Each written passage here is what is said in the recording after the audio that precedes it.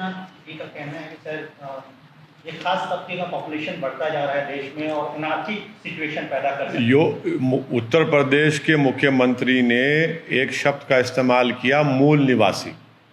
उत्तर प्रदेश के मुख्यमंत्री को सबसे पहले बहैसियत मुख्यमंत्री उनको इस तरह के अल्फाज इस्तेमाल करने की कोई इजाज़त नहीं देता, ना उनको ज़रूरत थी। क्या मतलब है मूल निवासी का? क्या उत्तर प्रदेश का मुसलमान मूल निवासी नहीं है?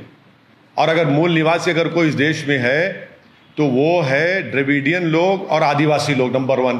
ना ओवैसी मूल निवासी है, फिर ना योगी आदित्यनाथ मूल निवासी है। फिर उनको ये बताना चाहिए था कि उत्तर प्रदेश में जो TFR रेट है वो 2015-16 में 2.6 था, जो अब गिरकर 2.3 हो चुका है।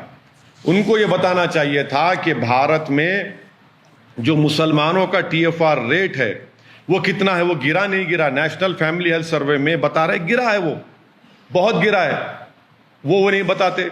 और सिर्फ डराने का काम। भाई, भारत में जो TFR रेट है भारत के मुसलमानों का वो 2.3 है। उत्तर प्रदेश में आप देख लीजिए कि उनका जो TFR रेट उत्तर प्रदेश में गिरा है वो भी काफ़ी गिरा है, उसकी बात ही नहीं करते। उत्तर प्रदेश में जो प्रॉब्लम है वो वेस्टेड चिल्ड्रन का है।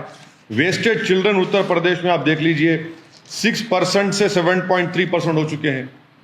अरे मुख्यमंत्री बताओ ना कि 2.7 था तो TFR रेट यूपी में, अब गिरकर 2.4 हुआ है। और पूरे देश में मुसलमानों का TFR रेट 2.6 से 2.3 हुआ है।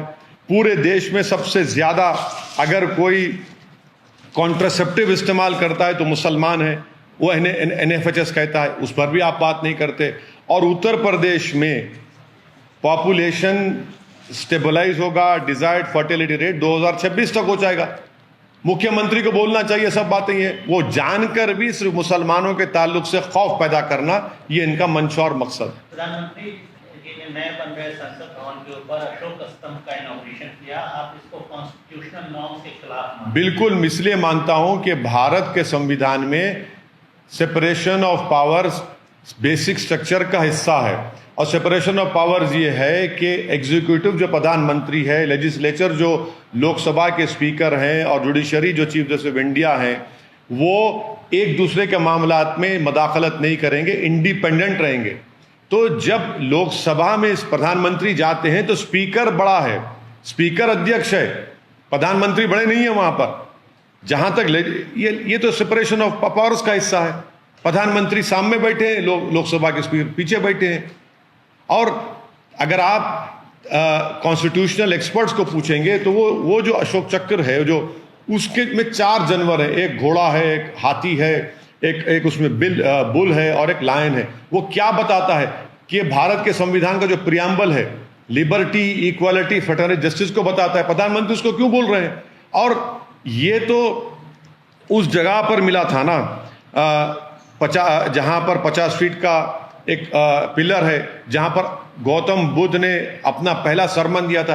अरे भाई, कोई बौद्ध मजहब के जिम्मेदारों को बिठा लेते कम से कम, ताकि लोग याद रखते कि गौतम बुद्ध ने उस जगह पर खड़े होकर अपना पहला सरमन दिया था। सर, बीजेपी ने अभी अपना नेशनल एग्जीक्यूटिव किया है यहाँ पे तेलंगाना हैदराबाद शहर में, 2 दिन का नेशनल एग्जीक्यूटिव का, बड़े बड़े नेता प्रधानमंत्री खुद आए। कहा यह माना यह जा रहा है कि बीजेपी मिशन साउथ पे काम कर रही है 2024 के जनरल इलेक्शन के लिए, और तेलंगाना पे उनकी खास नजर है 2023 की असेंबली के लिए। मिशन साउथ, मिशन तेलंगाना पे बीजेपी काम कर रही है। आप इस पूरे बीजेपी के ये जो एफर्ट है साउथ में अपने एक्सपेंशन को कैसे देखते हैं? नहीं, देखिए, देश में जो बेरोजगारी एक बहुत बड़ा मुद्दा बन चुका है, उसकी सरासर जिम्मेदारी प्रधानमंत्री की सरकार पर आयद होती है। पूरी विश्व में सबसे ज़्यादा नौजवान बेरोजगार हैं, कहाँ पर हैं? भारत में हैं। हर जगह पर आप देख रहे हैं कीमतें आसमानों को छू रही हैं, पेट्रोल डीजल हो, रोज़मर्रा की चीज़ें हो। तो ये एक बहुत बड़ा मुद्दा है। बीजेपी कोशिश ज़रूर कर सकती है, मगर मुझे यकीन है कि बीजेपी तेलंगाना में जो नफ़रत के पैगाम को आम कर रही है, वो तेलंगाना की आवाम उसको मुस्तरद करेगी, रिजेक्ट करेगी। और तेलंगाना की आवाम मोहब्बत के पैगाम को मानती है और मोहब्बत फैलाने वालों को और तेलंगाना के इंसाफ की लड़ाई लड़ने वालों को बीजेपी देख रही है कि वो नफरत फैला रही है, और तेलंगाना की जनता भी देख रही है बीजेपी के पैगाम को। और मुझे यकीन है कि तेलंगाना की आवाम नफरत को रिजेक्ट करेगी और तेलंगाना की हक की लड़ाई लड़ने वालों का साथ देगी। आपको लगता है सर नॉर्थ इंडिया में उत्तर भारत में बीजेपी सैचुरेशन पे, इसलिए वो दक्षिण भारत की तरफ रुख कर रही है, एक्सपेंशन की बात कर रही है? देखिए, कोई भी पॉलिटिकल पार्टी कहीं पर भी जाकर काम कर सकती है, मगर तेलंगाना की खासियत यह है कि ये स्टेट बना इसलिए बना क्योंकि अपने सेल्फ प्राइड के लिए और तेलंगाना की आइडेंटिटी के लिए, और ये बात बीजेपी नहीं समझ रही ना, बीजेपी को हजम हो रही है बात। साउथ का द्वार कहा जाता है, गेट कहा जाता है हैदराबाद और तेलंगाना को।